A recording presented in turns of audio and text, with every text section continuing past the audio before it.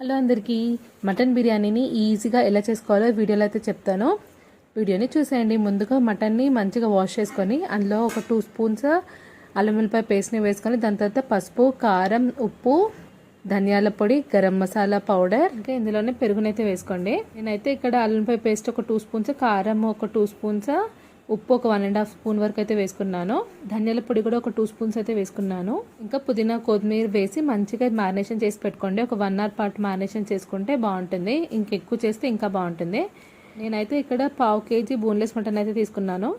దాన్ని బట్టి క్వాంటిటీ తీసుకునేది అయితే ఇక్కడ మెన్షన్ చేశాను. నెక్స్ట్ ఒక గిన్నెలోకి ఆయిల్ వేసుకొని పొడుగ్గా కట్ చేసుకున్న ఆనియన్స్ని ఫ్రై చేసుకున్నాను. ఇలా బ్రౌన్ కలర్లో రావాలి. దీన్ని మనం ఒక సపరేట్ ప్లేట్లో వేసేసుకోవాలి. చల్లారాలన్నమాట. కావాలంటే దీన్ని మనం ముందు మ్యారినేషన్ చేసుకున్నాం కదా, అందులో కూడా వేసుకొని కొంచెం కలుపుకోవచ్చు. నేనైతే ఇక్కడ ఏం కలపలేదు. ఇంకా మటన్ కూడా 1 అవర్ కన్నా ఎక్కువనే అయిపోయింది మ్యారినేషన్ చేసి. ఇంకా దాన్ని ఇదే గిన్నెలో అయితే ఆయిల్ వేసేసి ఆ మటన్ మొత్తం మ్యారినేషన్ చేసిందంతా ఇందులోకి వేసుకుంటున్నాను. కావాలంటే మీరు వేరే గిన్నెలో కూడా చేసుకోవచ్చు.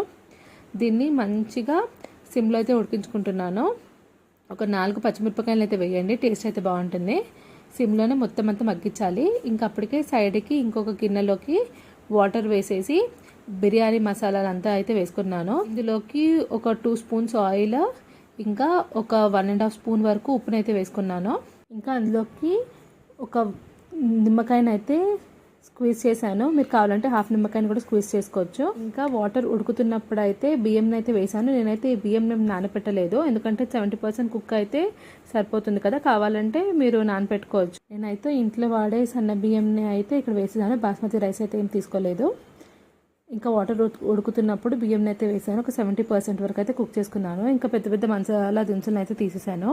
మీరు కావాలంటే ఉంచుకోండి.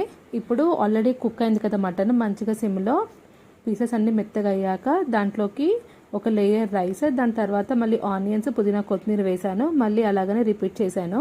పైన ఒక 2 స్పూన్లు నెయ్యి అయితే వేసుకోండి. నెయ్యి ఎంత ఉంటే అంత టేస్ట్ అయితే ఉంటుందన్నమాట. ఒక 2 స్పూన్లు నెయ్యి వేసుకొని దాన్ని అయితే ఇంకా దమ్కి అయితే పెట్టేశాను. దమ్ కోసం పైన ఏమో ఒక గిన్నెలో వాటర్ పెట్టి దీనిపైన అయితే పెట్టేశాను. హై ఫ్లేమ్లో ఒక 2 మినిట్స్ వరకు ఉంచి దాని తర్వాత ఇంకా సిమ్లోనే ఒక 8 to 10 మినిట్స్ వరకు అయితే ఉంచాను. ఇంకా అప్పటికే తీసేయద్దనమాట. కొంచెంసేపు అలానే ఉంచి దాని తర్వాత తీసేయాలి. నేనైతే ఇక్కడ రైస్ క్వాంటిటీ ఎక్కువ తీసుకున్నాను. అసలు బిర్యానీకి కరెక్ట్ మెజర్మెంట్ ఏంటంటే 1/2 kg మటన్కి 1/2 kg రైస్ అయితే కరెక్ట్గా సరిపోతుంది. మా ఇంట్లో అయితే ఓన్లీ ఆ పైన రైస్ ఉంటుంది కదా, అలా ఇష్టంగా తినేవాళ్ళు ఉంటారు. అందుకని నేనైతే రైస్ క్వాంటిటీ ఎక్కువ అయితే వేసాను. ఇంతే, ఇంకా మటన్ బిర్యానీ రెడీ. మీరు కూడా తప్పకుండా ట్రై చేయండి. వీడియో కనుక నచ్చితే తప్పకుండా లైక్ చేయండి, షేర్ చేయండి, సబ్స్క్రైబ్ చేయడం అయితే మర్చిపోకండి. Thank you.